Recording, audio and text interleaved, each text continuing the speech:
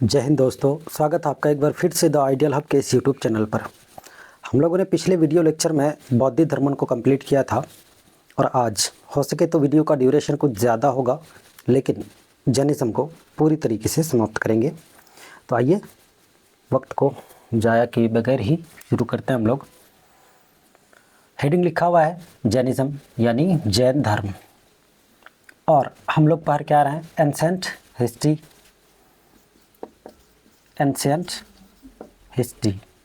और ancient history में ये हम लोगों का कौन सा चैप्टर है? चौथा चैप्टर है। जैन धर्म साथियों, जैन धर्म में अगर देखा जाए तो जैन धर्म में कुल कितने? तो कुल 24 तीर्थंकर हुए। 24 तीर्थंकर का मतलब क्या होता है? यानी अलग अलग समय पर धर्म को रिप्रेजेंट करने वाले जो लोग होते हैं, जो प्रचारक होते हैं, उसी को तीर्थंकर कहते हैं।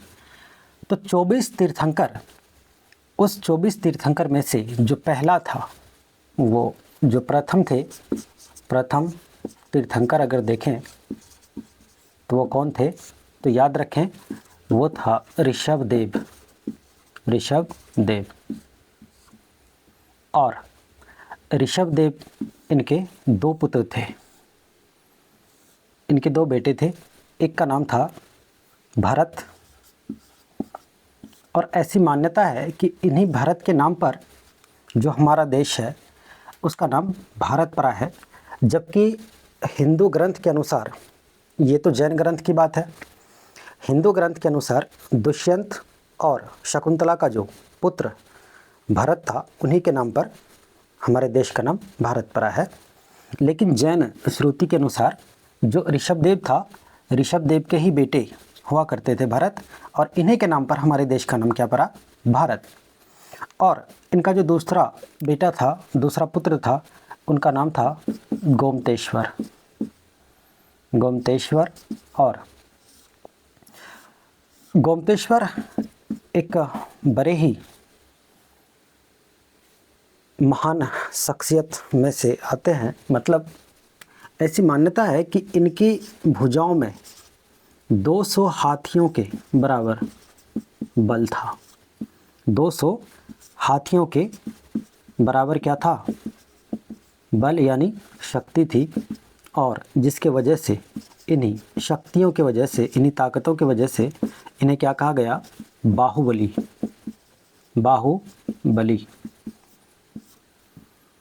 एक बार फिर से देख ले, जैन धर्म में टोटल कितने तीर्थंकर हुए? 24। पहले तीर्थंकर कौन? ऋषभदेव, जिनके दो बेटे, एक भरत, जिनसे हमारे देश का नाम क्या पड़ा? भारत। दूसरा बेटा कौन? गोमतेश्वर। और 200 हाथियों के बराबर इनकी भुजाओं में शक्ति थी, जिनकी वजह से इनको क्या कहा गया? बाहुबली। इसके बाद साथियों ऐसी मान्यता है कि बाकी जो तीर्थंकर हुए उनकी ऐतिहासिकता बहुत अच्छे से सिद्ध नहीं हो पाती है। लेकिन जो 23वां तीर्थंकर था, 23वें तीर्थंकर की अगर बात करें, ये तो पहले थे, और 23वां जो तीर्थंकर था, 23वां कौन था? तो याद रखें, ये पार्श्वनाथ।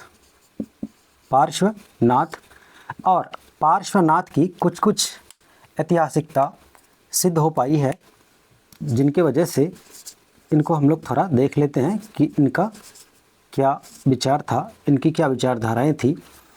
पार्श्वनाथ के बारे में ज़्यादा तो कुछ नहीं, लेकिन पार्श्वनाथ के बारे में इतना पता चला है कि 100 वर्ष की आयु में, 100 वर्ष की आयु में इनकी मृत्यु होती है। इनकी जो मृत्यु है वो सम्मेद पर्वत, कौन सा पर्वत? सम्मेद पर्वत। और ये जो सम्मेद पर्वत है, ये सम्मेद पर्वत आज के कहाँ पर है? तो झारखंड में है। और सम्मेद पर्वत पर ही इनकी मृत्यु हुई। और पार्श्वनाथ ने क्या किया? पार्श्वनाथ ने 4 महाव्रत दिए, 4 महाव्रत दिए। और ये चारों जो महाव्रत था वो कौन कौन सा, तो एक था सत्य, आप भी जानते हैं सत्य का मतलब क्या होता है, सदा सच बोलो, सदा सच बोलना। और दूसरा क्या था, अहिंसा। अहिंसा का मतलब है लड़ाई झगड़े ना करना, लड़ाई झगड़े से दूर रहना, और साथ ही साथ जीव हत्या से बचना, लड़ाई झगड़ा ना करना और जीव हत्या से बचना। और ये क्या था, सदा सच बोलना, सत्य। उसके बाद तीसरा था अस्तेय। अस्तेय का मतलब होता है कभी चोरी ना करना, कभी चोरी ना करना। और जो चौथी बात थी, चौथी बात क्या थी, अपरिग्रह।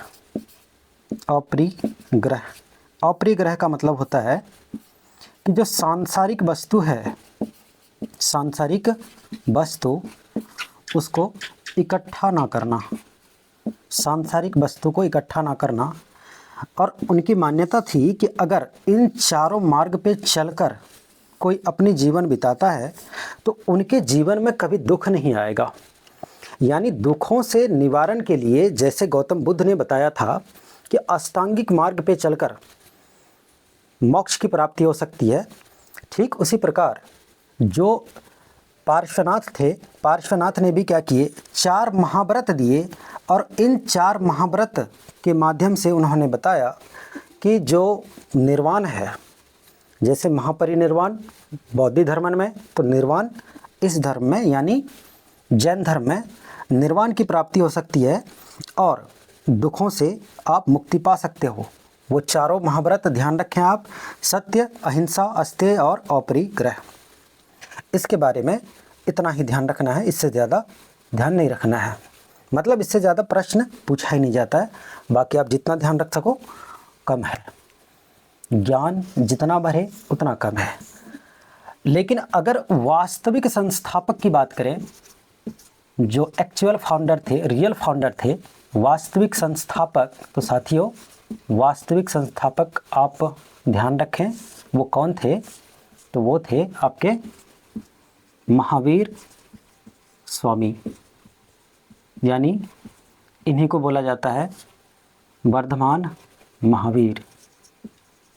वर्धमान महावीर इन्हीं का नाम है, ध्यान रखें।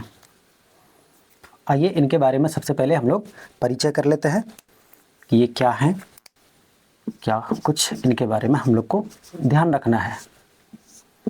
तो सबसे पहली बात, इनका जो जन्म हुआ था, तो जन्म हुआ था कहाँ पर, वैशाली में।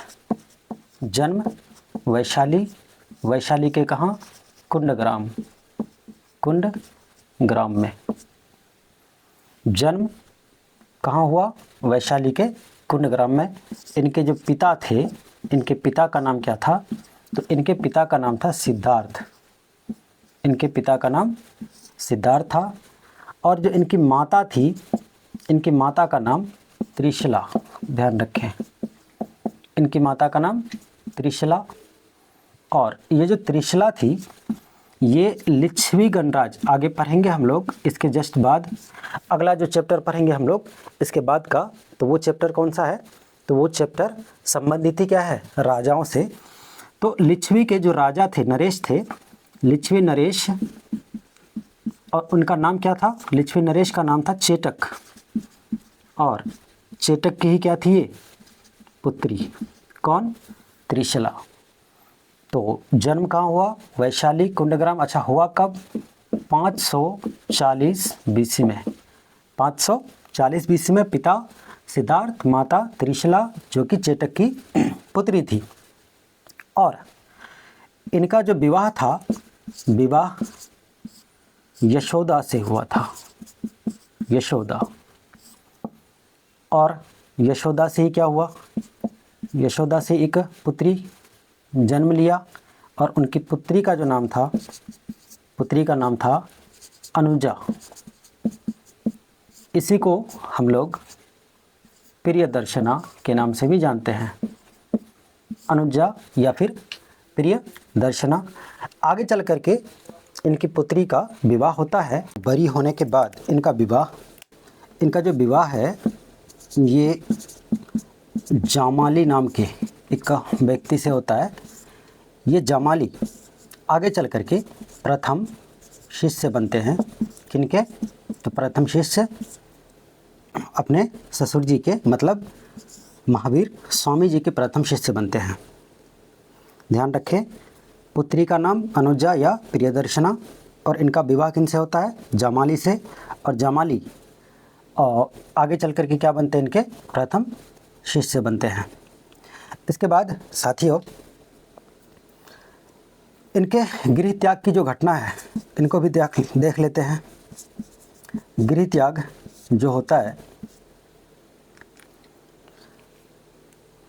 महात्मा बुद्ध 29 वर्ष की आयु में बिना किसी को बताए निकले थे। लेकिन ये जो महावीर स्वामी जी हैं, ये अपने बड़े भाई नंदीवर्धन को बता करके तब घर से निकलते हैं। यानी 30 वर्ष की आयु में, 30 वर्ष की आयु में अपने भाई नंदीवर्धन को बताकर ये क्या करते हैं? गृह त्याग करते हैं, घर से चले जाते हैं। इतना सब कुछ होने के बावजूद, बेटी है, दामाद है, पत्नी है, माँ बाप है, सब कुछ होने के बावजूद इनको सुकून, जिनको सुकून बोला जाता है, सुकून नाम की चीज़ नहीं थी इनके जीवन में। इनको ऐसा लग रहा था कि मुझे महाज्ञान की तलाश में निकलना चाहिए, और अपने बड़े भाई से इजाज़त लिया और फिर निकल पड़े। और महाज्ञान की तलाश में इनकी मुलाकात एक व्यक्ति से होती है। जब महाज्ञान की तलाश करने निकलते हैं तो इनकी जो मुलाकात है, इनकी मुलाकात किनसे होती है? मखली गौशाल नामक व्यक्ति से होती है। और मखली गौशाल नामक व्यक्ति के साथ 6 वर्ष तक ये अपना समय व्यतीत करते हैं। 6 वर्ष के बाद मखली गौशाल स्वयं इनको छोड़कर चले जाते हैं और अपना एक अलग ही संप्रदाय बना लेते हैं, जिनको बोला जाता है आजीवक संप्रदाय। आजीवक संप्रदाय। और ये जो आजीवक संप्रदाय है, ये एक भाग्यवादी धर्म है, पूर्णतः भाग्यवादी। भाग्यवादी धर्म का क्या मतलब है कि जो कुछ होगा वो भाग्य में लिखा होने के बाद ही होगा। हम अपने से अगर चाहे तो कुछ भी नहीं हो सकता। कहने का मतलब, जो कुछ भी ईश्वर ने हमारे भाग्य में लिखा है वही होगा, चाहे आप कुछ भी कर लें। तो आजीवक संप्रदाय के संस्थापक कौन थे? मखली गौशाल। और मखली गौशाल पहले किनसे मुलाकात हुई? तो मखली गौशाल की जो मुलाकात है वो महावीर स्वामी जी से पहले होती है। 6 वर्ष तक रहने के बाद ये महाज्ञान की तलाश में उनके साथ रहते हैं, लेकिन 6 वर्ष के बाद ये चल कर के अलग से एक धर्म की स्थापना कर लेते हैं, जिसको बोला जाता है आजीवक संप्रदाय धर्म। और ये जो धर्म है ये पूर्णतः क्या भाग्यवादी धर्म है कि भाग्य के बिना जीवन में कुछ भी संभव नहीं है। लेकिन जो महावीर स्वामी है ये महाज्ञान की तलाश में बैठे रहे और ऋजुपालिका नदी के तट पर, ऋजुपालिका नदी के तट पर एक शाल वृक्ष के नीचे 12 वर्ष के बाद, 6 वर्ष यहाँ और 6 वर्ष अलग से, यानी 12 वर्ष के कठिन तपस्या के बाद इनको महाज्ञान की प्राप्ति होती है। और साथियों, बौद्ध धर्म में महाज्ञान की प्राप्ति को हम लोगों ने क्या कहा था? संबोधि, एनलाइटमेंट। जैन धर्म में महाज्ञान की प्राप्ति होना कहलाता है कैवल्य। और उस व्यक्ति को क्या कहा जाता है जिन्हें कैवल्य की प्राप्ति होती है? कैवलिन। तो इसका मतलब जो अब महावीर स्वामी थे वो क्या बन गए? कैवलिन। और चूँकि ये सारे बंधनों को तोड़कर घर से निकले थे, तो बंधनों से मुक्त होने के कारण ये क्या कहलाए? ये कहलाए निर्ग्रंथ। निर्ग्रंथ का मतलब सारे मोह माया को त्याग कर, बंधनों को तोड़कर ये आज़ादी की राह पर निकल चुके थे, इसलिए इनको क्या कहा गया, निर्ग्रंथ कहा गया। और साथ ही साथ अपनी इंद्रियों पर, इंद्रिय समझ रहे होंगे आप, अपनी इंद्रियों पर यानी आँखों पर, कानों पर, यानी आँख से बुरी चीज़ें ना देखना, कानों से बुरी चीज़ें ना सुनना, इसके अलावा और भी जो इंद्रियां हैं उन सब पर विजय पा लिया था, यानी इंद्रियों पर विजेता प्राप्त कर लेने के कारण इनको कहा गया जिन। साथियों, जिन कहा गया। और इन्हीं से इनके धर्म का जो नाम पड़ा वो नाम पड़ा जैन धर्म। ध्यान रखें, क्या नाम पड़ा, जैन धर्म। तो जैन धर्म कहाँ से आया, जिन शब्द से आया है जैन धर्म। अब जो महावीर, वर्धमान महावीर थे, वो उनको क्या माना गया, वास्तविक संस्थापक माना गया। यानी जैन धर्म के संस्थापक की अगर बात करें तो वो कौन थे, महावीर जैन। और इनके जो प्रथम महिला शिष्य, प्रथम महिला शिष्य वो कौन थी, तो याद रखेंगे आप, चंदना। चंदना, चंदना नाम की एक महिला इनकी शिष्य बनी आगे चल करके।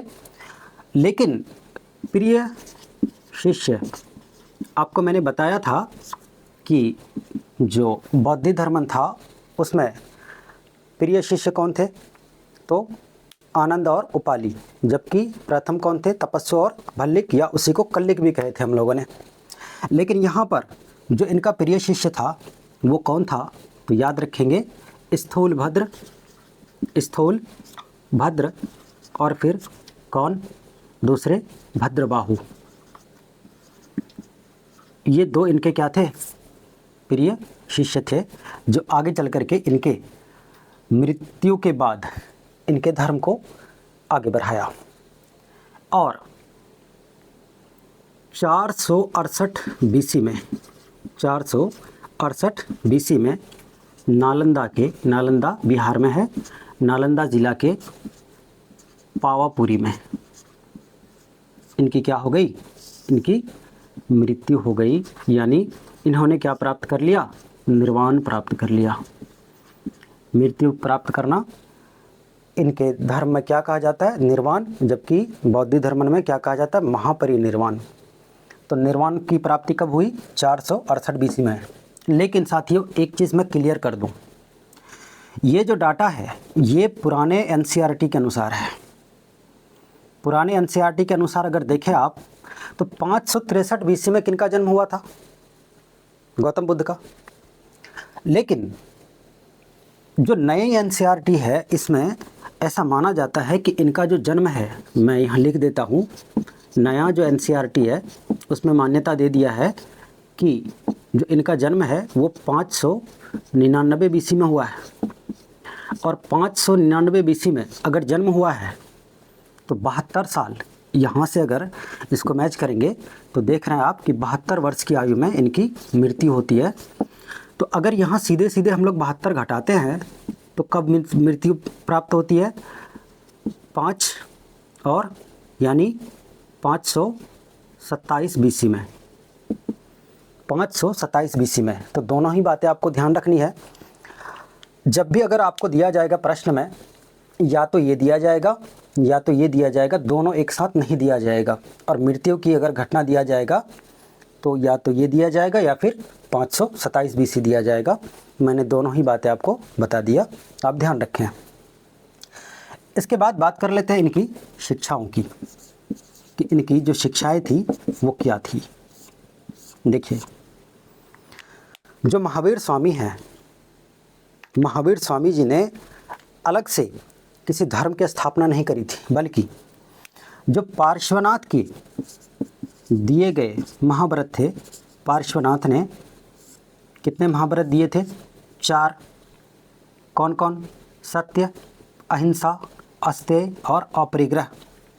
तो पार्श्वनाथ के द्वारा दिए गए 4 महाव्रत में एक और महाव्रत जोड़ दिया, और वो महाव्रत क्या था, ब्रह्मचर्य। ब्रह्मचर्य, ब्रह्मचर्य का मतलब आप समझ रहे होंगे, और अगर नहीं समझ रहे होंगे तो शादीशुदा लोगों से पूछिए कि ब्रह्मचर्य का मतलब क्या होना चाहिए। और अगर उनसे पूछा जाए कि आप ब्रह्मचर्य बनना पसंद करेंगे तो 99 लोग कम से कम तो बोलेंगे कि मुझे ब्रह्मचर्य बनना है। क्यों? ब्रह्मचर्य का मतलब है साथियों कि आप बिना किसी झमेले के अकेले जीवन बिताइए। मतलब महिलाओं का जो साथ है, महिलाओं का साथ इनको बिल्कुल पसंद नहीं था, और इन्होंने सलाह दिया था, मशवरा दिया था कि आप क्या करें, ब्रह्मचर्य का पालन करें। और मुझे भी लगता है कि ब्रह्मचर्य का पालन करना शायद ठीक ठाक ही होगा, क्योंकि मैं आपको एक छोटी सी कहानी बताता हूँ कि एक बार क्या हुआ कि एक पायलट भाई साहब, पायलट तो जानते होंगे आप, पायलट ने क्या किया, बिना इजाज़त के हाईवे पर हवाई जहाज़ उतार दिया। और जब सिक्योरिटी होती है वहाँ पे, सिक्योरिटी ने उनसे पूछा कि भाई तुमने बिना पूछे कैसे उतार दिया, तो उन्होंने इमरजेंसी बताया और ये बताया कि मेरे पास जो फ्यूल था, फ्यूल नहीं था, फ्यूल ख़त्म हो चुका था, इसलिए मुझे इमरजेंसी लैंडिंग करनी पड़ी। पूरी रात छानबीन करने के बाद, पूछताछ करने के बाद पता चला कि ये भाई साहब बिल्कुल सही बोल रहे हैं, एकदम झूठ नहीं बोल रहे हैं। और हिदायत दे के उनको भेज दिया कि जाइए, आइंदा बिना इजाज़त के तो यहाँ पे उतरना ही नहीं है। लेकिन अगले ही दिन क्या हुआ, अगले ही दिन फिर वो उसी जहाज़ को लेकर के एकमात्र पैसेंजर को बैठा करके उसी रनवे पे लैंड करवा दिया जहाज़ को। और फिर उनसे पूछताछ हुई, उनको उतारा गया। तुमको मना किया था यार, फिर तुमने क्या किया, ये अब तो तुमको जेल जाना होगा, तुम्हें सज़ा मिलेंगी। तो जो बेचारा पायलट था, उन्होंने कहा कि देखिए हुजूर, मुझे जो करना है कर दीजिए, जो भी सज़ा देनी है दे दीजिए, लेकिन पीछे उस जहाज़ में मेरी वाइफ बैठी है, पहले उनको बता दीजिए कि मैं कल रात कहाँ था। बहरहाल साथियों, जो शिक्षाएं थी पार्श्वनाथ ने, और जो 4 महाव्रत दिए थे, उसी में क्या किया, ब्रह्मचर्य को जोड़ा। और फिर इसी के माध्यम से उन्होंने क्या किया, जो जैन धर्म है, जैन धर्म का विस्तार किया, जैन धर्म का विस्तार किया, यानी प्रसार किया, आगे बढ़ाया। इसके अलावा इन्होंने त्रिरत्न भी दिए। त्रिरत्न का मतलब, त्रिरत्न का मतलब है सम्यक दृष्टि। सम्यक दृष्टि का मतलब हमेशा क्या करिए, आप सही देखिए, गलत देखिए तो अवॉइड कीजिए। ऐसा नहीं कि आप सामने आपके गलत हो रहा है तो गलत ना देखें, अवॉइड कीजिए। सम्यक दृष्टि, उसके बाद सम्यक आजीव। सम्यक आजीव का मतलब हमेशा क्या करिए, सही जीवन बिताइए। और फिर सम्यक ज्ञान। सम्यक ज्ञान का मतलब अच्छे ज्ञान अर्जित कीजिए, गलत ज्ञान से दूर रहिए। अगर गलत ज्ञान देने वाले हो तो ऐसे दोस्तों से, अगर दोस्त भी आपके और गलत ज्ञान दे रहे हैं तो ऐसे दोस्तों से दूरी बनाए रखिए। और फिर इन्होंने बताया कि जीवन का जो असल दुख है, दुखों का जो मुख्य कारण बताया, मूल वजह बताया, क्या बताया, सांसारिक वस्तु, सांसारिक वस्तु इकट्ठा करना। वही सांसारिक वस्तु इकट्ठा करने की वजह कौन बताया था, ये वजह किसने बताया था, कभी गौतम बुद्ध ने। हालांकि ऐसा माना जाता है, मैंने बता दिया आपको कि पहले ये बताए कौन, महावीर, जैन वर्धमान महावीर। सांसारिक वस्तु जितना इकट्ठा करने का प्रयास करेंगे आपके जीवन में, उतना ही दुख बढ़ता जाएगा। आप भी देख रहे हैं कि पहले इंसानों के पास मोबाइल नहीं हुआ करता था, तो सारे के सारे लोग एक दूसरे के साथ समय बिताते थे। जितनी ज़्यादा टेक्नोलॉजी बढ़ती गई, मोबाइल को ही ले लीजिए। अब सब अकेले अकेले समय बिता रहे हैं, और समय भी कैसे बिता रहे हैं, रील्स देख रहे हैं, और उन रील्स में अपने दुखों की कल्पना करते हैं कि ये जो रील्स है ना, ये तो बिल्कुल मेरे ही जीवन से मैच कर रहा है, ऐसी जीवन तो मेरी है। मैं ऐसा करता हूँ ना, इसको स्टेटस में लगा देता हूँ। स्टेटस में लगाने के बाद फिर वो चेक भी करते हैं, हर 2 मिनट 4 मिनट में चेक करते हैं कि किसने क्या कहा। सच ये है कि इन बातों से किसी का कोई लेना देना नहीं है। आप अपने जीवन में कितने दुखी हैं, वो स्टेटस के माध्यम से लोगों को समझाने का अगर प्रयास कर रहे हैं, तो इसका मतलब है कि गलत कर रहे हैं, क्योंकि वो मज़े लेते हैं। वो ज़्यादा से ज़्यादा क्या करेंगे, इमोजी, रोता हुआ इमोजी भेज देंगे, और आपको भी लगेगा वाह, मेरे दुख का, मेरे दर्द का एहसास इनको भी हो रहा है। अरे कोई फ़र्क नहीं पड़ता भाई, वो अपनी ज़िंदगी में खुद ही दुखी है, कोई खुश नहीं है। जब से मोबाइल का झंझट सामने आया है, बड़े दुख के साथ जीवन बिताई जा रही है। चलिए आगे देखते हैं और भी। चलिए बात कर लेते हैं जैन संघ की। देखिए, जब महावीर स्वामी धर्म के प्रचार के लिए निकले अपने शिष्यों को लेके, तो उन्हीं में से कुछ लोगों ने, कुछ शिष्यों ने उनसे कहा कि अगर आपकी मृत्यु हो जाती है तो फिर इस धर्म को हम लोग आगे कैसे बढ़ाएंगे। तब उन्होंने क्या किया, उन्होंने संघ की स्थापना करी और अपने अनुयायियों को, अपने फॉलोवर्स को 11 संघों में बांटा, और प्रत्येक संघ में एक हेड बनाया, एक अध्यक्ष बनाया कि आप क्या करिए, इस संघ को संभालिए। और वही जो संघ कहलाया, संघ का जो हेड कहलाया, उसी को कहा जाता है गणधर। तो जैन संघ में कुल कितने गणधर थे, 11। और ये जो 11 गणधर थे साथियों, ध्यान रखें, जैन धर्म के जो संस्थापक थे महावीर जैन, उनके जीते जी, यानी उनके जीवित रहते ही 10 गंधर की मृत्यु हो जाती है। 10 गंधर की क्या हो जाती है, मृत्यु हो जाती है। और केवल एक गंधर बचते हैं। और एक गंधर वो कौन, तो एक गंधर याद रखें, आर्य सुधर्मन। केवल यही जीवित बचते हैं। और आगे चल करके इनके मृत्यु पश्चात आगे चल करके ये प्रथम अध्यक्ष बनते हैं, और फिर इसके बाद अध्यक्ष के ही माध्यम से जो जैन धर्म है उसका प्रचार प्रसार होता रहता है, धर्म का प्रसार होता रहता है, आगे बढ़ता रहता है। लेकिन साथियों, जब जैन धर्म के अध्यक्ष बने कौन, स्थूलभद्र और भद्रबाहु, तो ऐसे में क्या हुआ, ऐसे में एक संकट आ पड़ी। वो संकट क्या था, लगभग 300 BC की बात है कि उस क्षेत्र में, मगध में क्या हुआ, एक अकाल आ गया, अकाल पड़ गया। अकाल तो समझते होंगे आप, यानी लगभग 300 BC में क्या हुआ, सुखाड़ पड़ गया।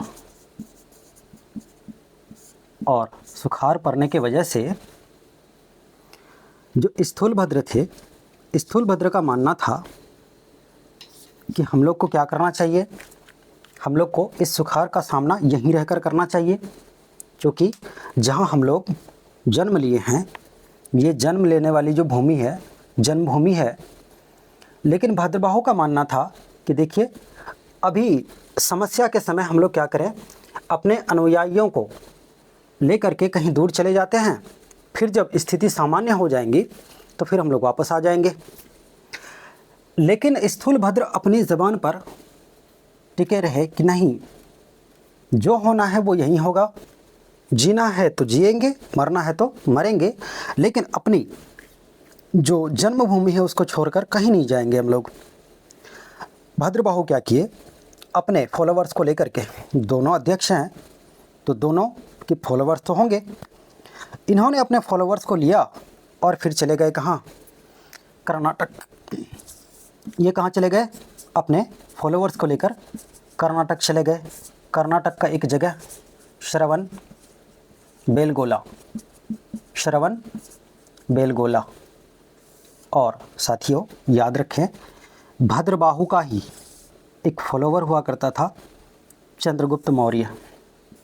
चंद्रगुप्त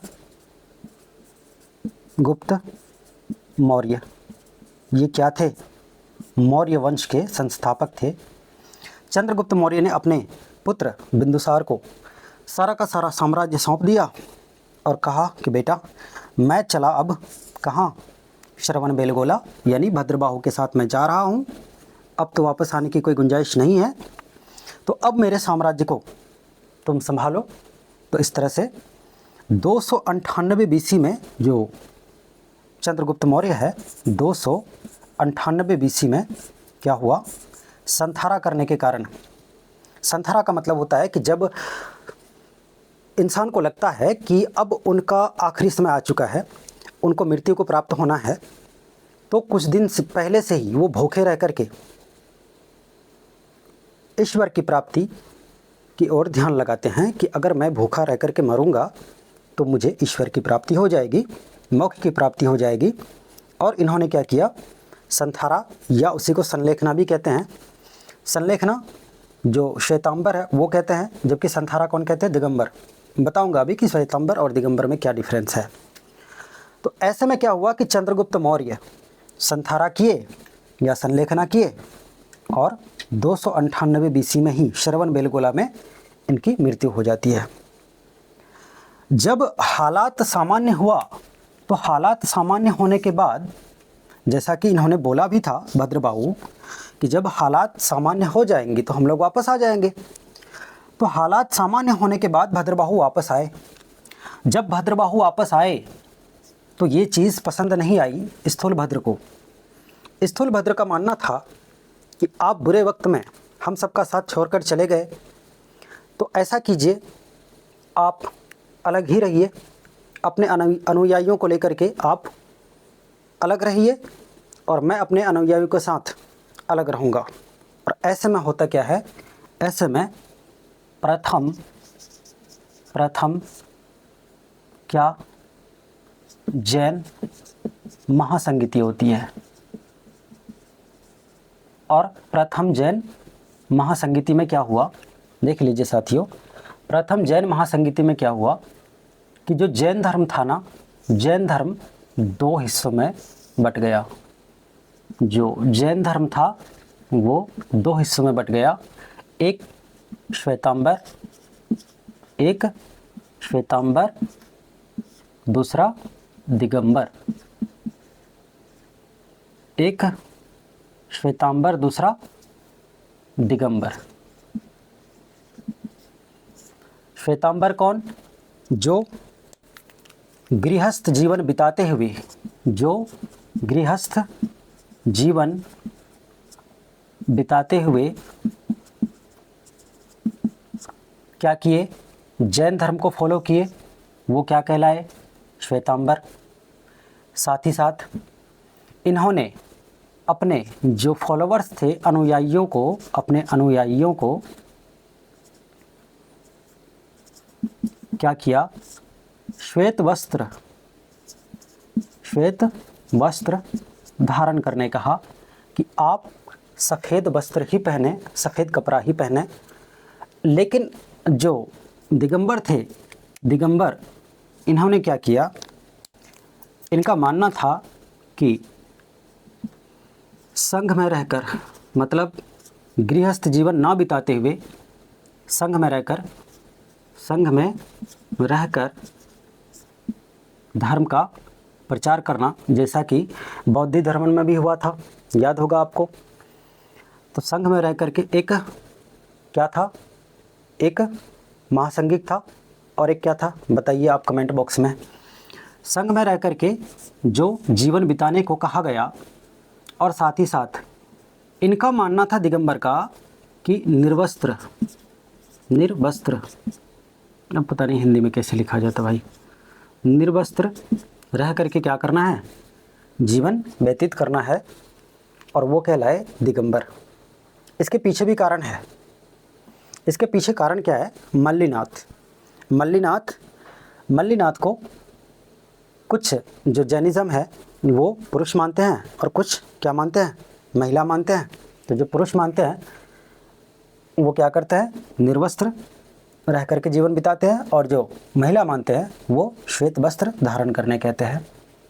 बहरहाल जो भी हो, और उसके बाद साथियों आपको बता दूं कि द्वितीय महासंगीति भी होता है, लेकिन चूँकि द्वितीय महासंगीति आपके लिए बहुत ज़्यादा अच्छा, याद रखें इसको जैन महापरिषद भी कहा जाता है, जैन महापरिषद भी कहा जाता है।